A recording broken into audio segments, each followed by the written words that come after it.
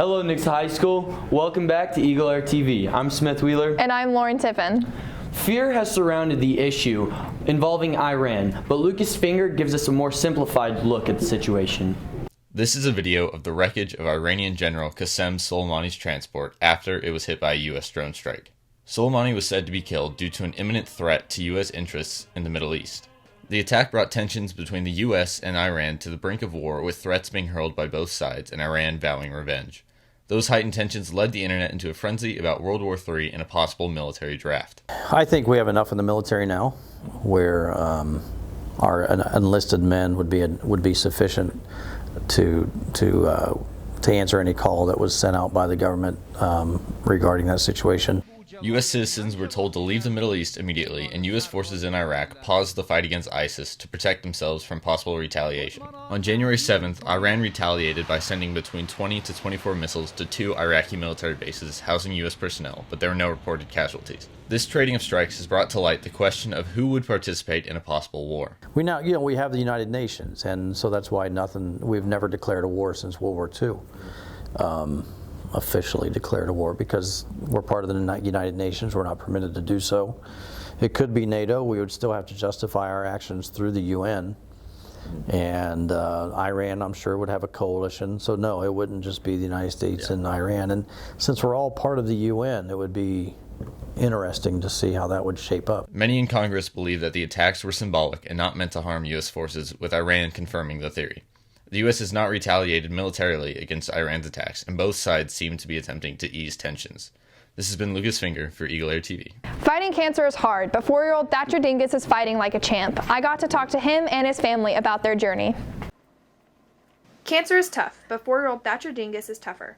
Thatcher is a preschooler at the ECC building, and one of his friends, Addison, shares what they do every day. Yeah, we always sing "We Wish You Well" when he's gone. Kelsey Houston, Thatcher's teacher, loves having him in class. Thatcher is my sweetest stinker. He is so kind and loving. He's a role model in my special education classroom. So that means he helps some of our special needs children learn how to make friends and follow rules. He also loves a good joke. He likes to be a little silly, a little ornery, like all little boys, and had a fantastic sense of humor. So he's my sweetest stinker. Thatcher has earned himself the nickname Super Thatcher. He told me why he got it.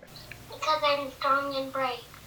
Sarah Pollock, a kindergarten teacher at High Point, is close with Thatcher's mother, Lindsay. Lindsay and I are pretty much, I would call her my best friend. We started teaching together, I think, 3 years ago or so, and we just kind of hit it off ever since, and now our husbands are close, and our boys are the same age, Thatcher, Hudson, and so we've just known each other for a while now.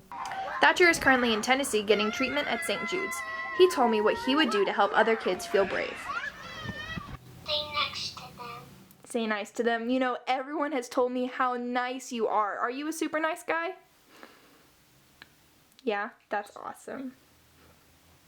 Yes, you are. Thatcher's family hopes his bravery inspires people every day. For EagleAir TV, this is Lauren Tiffin.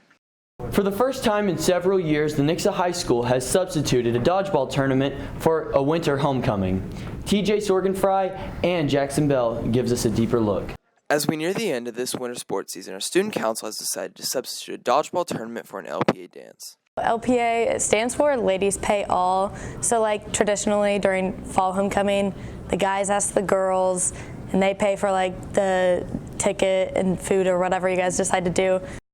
Kirsten Bybee, a senior, supports the new change. I think we just wanted to do something different because we had done dodgeball all 3 years in the past, and there weren't as many people coming, so we wanted to try something different.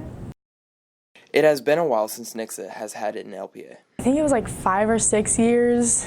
It was before the seniors were here, so it was a while ago. What to wear has been a common question for this upcoming LPA. It can be like the formal, nice winter, like white and sparkly, whatever, or like a coat and hat, like just kind of depending on whatever you want. This has been Jackson Bell for EagleAir TV. Miss Heffley's Honors Biology class engaged in an exciting activity to learn more about body systems by tying together art and history. Emily Harris and Kelsey Satterfield take a look at the process.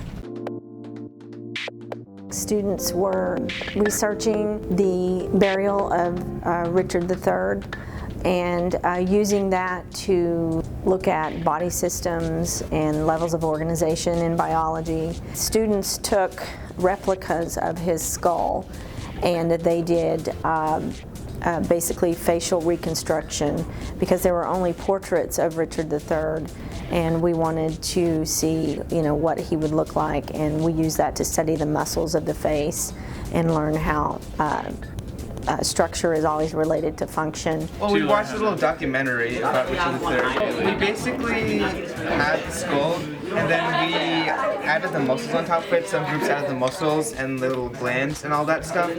Then we put the skin all on top of that. We are thinning out the skin so that it fits better in the face. So instead of it being like little clumps everywhere to where it doesn't look natural, as we thin it out, it makes more sense.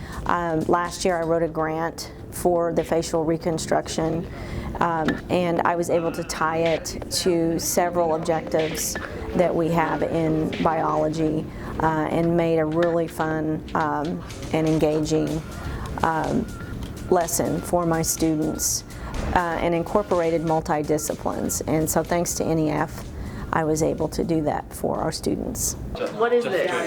Just do this. Face. What is it? Face. What is it the face of? This is the face of King Richard III, right? The third. Second. I thought it was Henry. It was third. Actually, it's beautiful. Now for your announcements with Kelsey Satterfield and TJ Sorgenfry. Hey Nixa High School, welcome to your announcements. I'm TJ Sorgenfry. And I'm Kelsey Satterfield. The Field by Literacy test will be on February 12th from 7 a.m. to the end of the school day in the lecture hall. Diving and swimming championships will be taking place on Saturday, February 8th at the Springfield Auditorium from 9 a.m. to 2 p.m. LPA's Ladies Pay All and will be held after the home basketball game on February 7th. Also, shout out to our new football coach, John Perry, who will be starting officially next year. Also, be sure to subscribe to our YouTube channel and follow us on Instagram at NHS Journalism. Thanks for tuning into your announcements. I'm TJ Sorgenfry. And I'm Kelsey Satterfield. Thanks for tuning in to this edition of EagleAir TV. I'm Smith Wheeler. And I'm Lauren Tiffin.